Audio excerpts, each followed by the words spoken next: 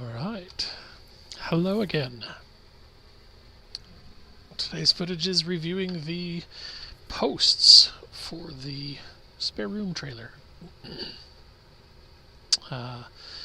This took a few days to actually get done just because of weather and lighting, things like that, but most of these came from some noble furs that a friend had given us.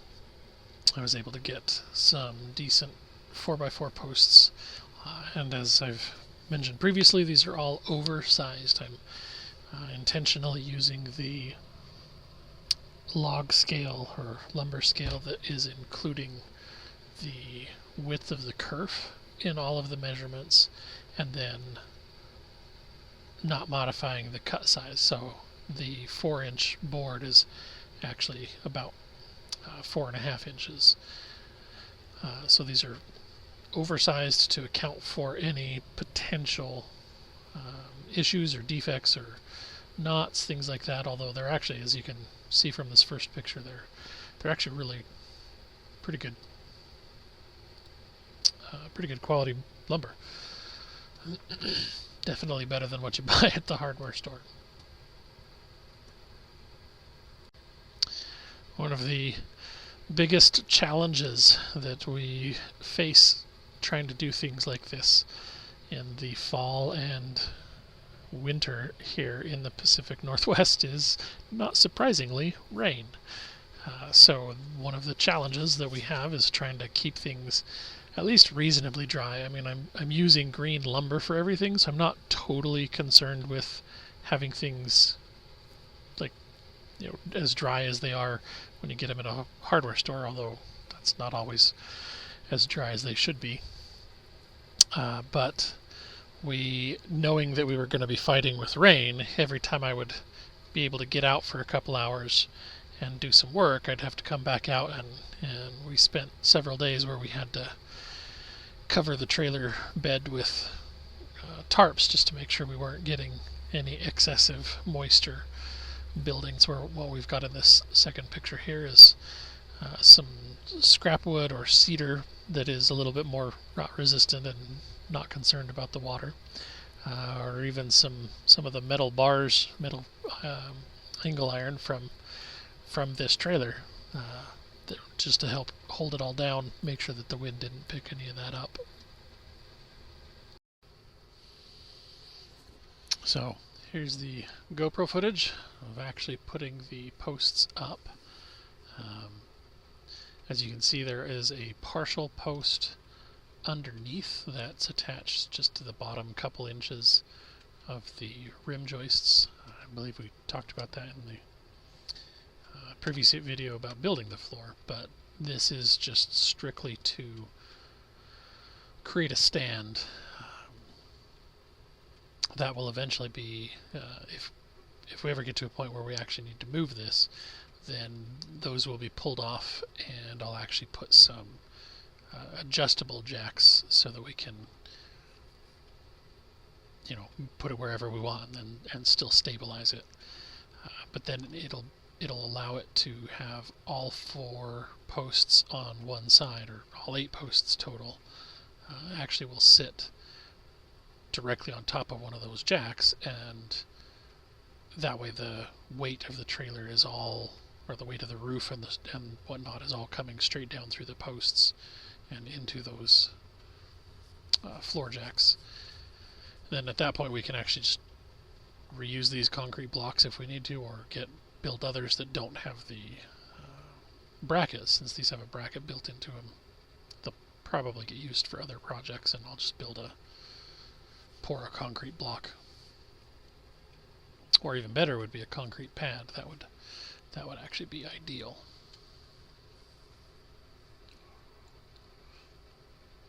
So right now I'm just trying to measure everything, and like I said, these posts will actually sit and connect directly to, or on top of the little cedar posts. So I'm taking a combination of measurements to make sure that everything at the top is all level. So I'm measuring the exact distance between the top of the 2x8s and the top of the cedar post, which only varied by like 3/4 of an inch, I think, from the highest to the lowest. But that variance was something I had to account for.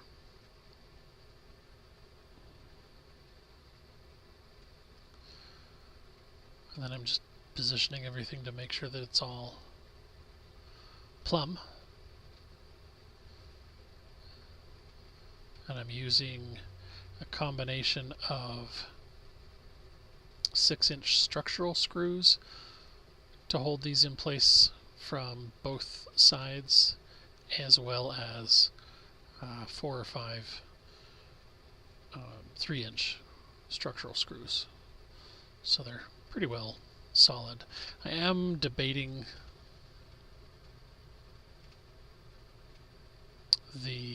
I've got knee joists in the top portion, and I feel like it has just a little bit more give than I want.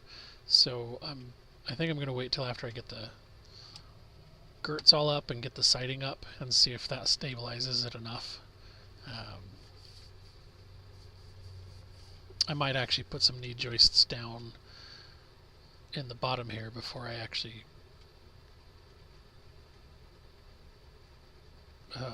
put the subfloor in. But for the most part, this actually went fairly smooth. It was a pretty straightforward process, pretty easy to complete.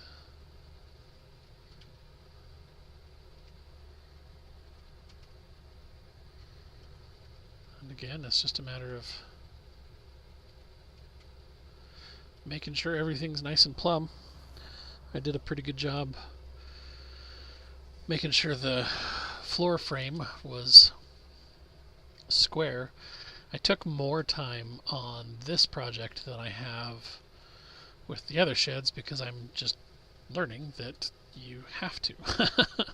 Not that the other sheds were bad per se, but they weren't quite as square as they should be, and building these walls, building the roofs, just presented challenges that I didn't want to deal with on this one, especially since this is a trailer and there is the possibility that it will move.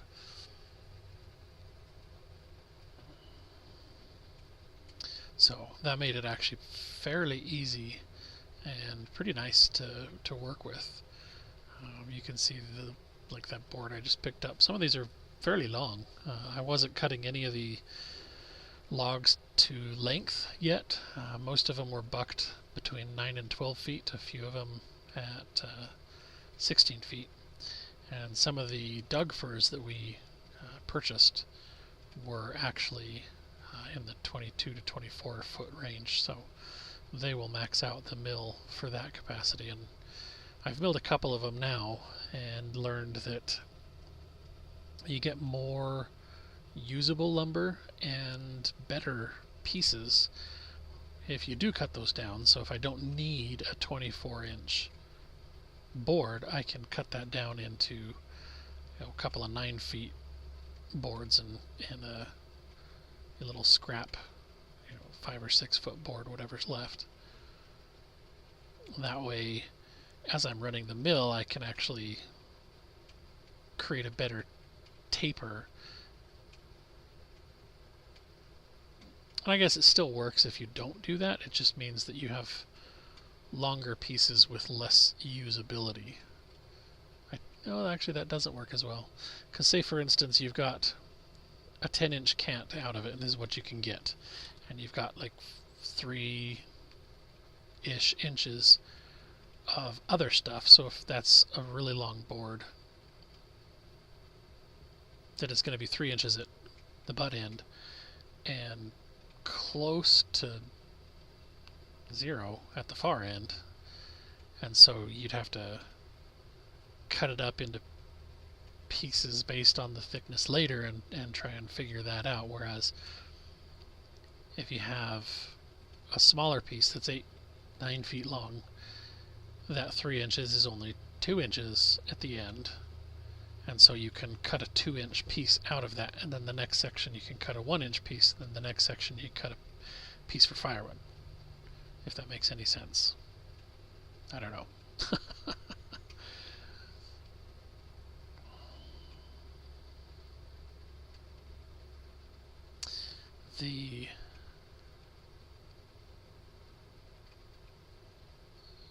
Our dog is so unusual. Like, I don't know, maybe this is normal. This is the first dog I've ever actually owned myself. My family had a little Pomeranian Lhasa Apso mix when we were younger. I never considered him mine. I'm not really a dog person. We got this one because Emily wanted a dog, and he's turned out to be quite the challenge. He loves to play. He'll stay and hang out around with me as long as I'm willing to throw the ball occasionally. I just have to make sure I throw it often enough that I'm within his attention span. And I shouldn't, but I try and throw it in places where he has to hunt for it. Then, of course, the downside to that is we have to worry about checking him for ticks, and we have to fight with fleas. That's one of the things we're actually looking forward to, having a fenced grassy area, which is a little bit odd for me. Most of my friends and family know that I hate mowing lawns.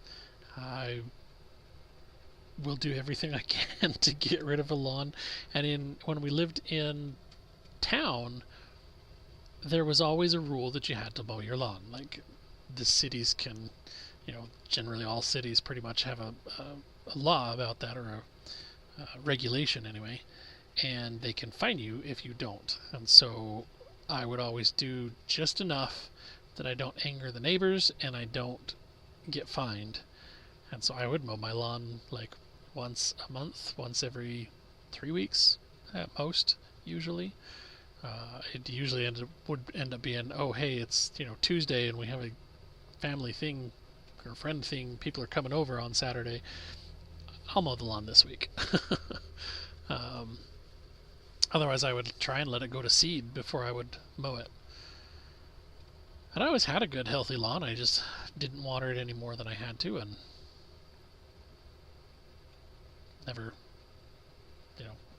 never wanted it, so I'd get rid of it any chance I got. We've learned having a lawn is actually a fairly beneficial thing, and especially with the dog, having a place where we maintain the grass height at a height that encourages spiders and does not give ticks and fleas places to hide. That's actually a really, really good thing. This past summer was a pretty horrible summer for fleas. Like, we would brush Charlie and have hang on. So this is the progress that I've made so far. You can see I'm actually laying out the beams there on the left side. I was working on some of the half lap joints, so that I'll be able to put those up and have them essentially a solid structure, so all 3 sections of beam will actually be above each post. But anyway, as I was saying, so we'd bring Charlie in and we'd brush him and like literally pull off like 40 or 50 fleas on some of the worst days. And we tried Frontline, and that kind of sort of worked, but not that great. And we ended up getting everything under control with him, but we would bathe him with Dawn soap every other day sometimes. We would pull anything fabric that we have in the camper out, vacuum the entire thing with a shop vac, spray things down with flea treatment, brush both him and the cat wash the cat with Dawn. We did get a specific shampoo for fleas that lasts 7 days, and so we don't have to wash him as often, but we actually found that Dawn was the most effective treatment. I know that a lot of people claim that that's not a good treatment, because if you do it too often, you actually can cause damage to their skin. So we have been very conscientious of that, but the scrubbing them down with a little bit of Dawn soap has turned out to be the single best thing. And then vacuuming and making sure there's no larvae or anything. And it's to the point where now we might find a flea 1 or 2 every couple of days. But that was and it's not before you start thinking that we're not taking care of him or nothing like that. Everybody that we have talked to in our area, like within 30 miles of us, fleas and wasps this year. Actually, not even within 30 miles. I was talking to the allergist last week when I had my allergy testing, and they up in Olympia have had huge, massive flea and wasp problems this year too. So I guess it's just a bad year for it.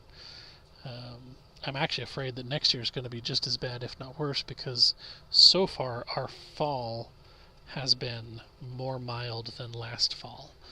So I'm afraid we're going to get a similar winter that just allows them to breed and thrive. So who knows? We'll see what the future holds. But anyway, working on post number 6 here. This one I didn't actually leave enough room for the oversized post when I laid down the floor joists, so I had to create a little bit of a lap there so that it fits in there, but not too big a deal. On these on a project like this, I will always err on the side of overbuilding, because I just don't, I'm not an engineer, and even if I was an engineer, I don't agree with the idea of figuring out what the minimum is and building to that. There's a reason things are a minimum, and I would rather have something built so I don't ever have to worry about it. So I have no doubt that if this does move down the road, we'd have to get an oversized permit for it, but if it does, I'm not worried about the structure at all, just based on the fact that I'm overbuilding everything that I can. So anyway, this is about where the GoPro camera ran out. I did get a couple more pictures, so we'll look at those real quick here. And here's a picture of the posts after they're all up, and you can see along the right side there I've got the 4x4s laid out to try and figure out where I need to cut some half laps for the beams that'll run along the sides of the trailer. Then once those are up, then I'll be able to put up the cross beams to kind of start locking everything into place, and then get some rafters up. So one of the challenges that we knew we were going to face was water, so the tarps that are on the right there we used to cover the floor every day when I was done working. One of the concerns I had was that the posts are exposed end grain at the top, and they're cut flat so that I can put a beam on top of them. So I was trying to figure out how the best way to resolve that is, and came up with this idea for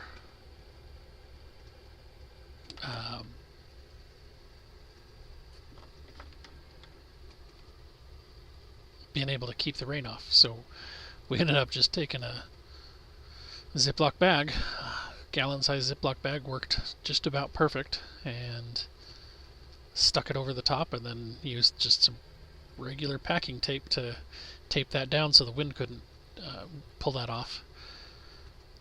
And I knew I was going to have to hurry to get this done because I didn't want that to sit there and trap moisture from the wood as it sat out there in the sun, what little sun there was. But that way it would at least keep things dry. And so it was only on there for a couple of days before I got the beams up and the cross beams. And then as soon as I got that done, I got the rafters up, all within just a couple of days. So that's where we'll leave off for tonight. As always, thank you for watching. God bless you and yours. Hope everybody's out there staying safe and having a wonderful holiday season.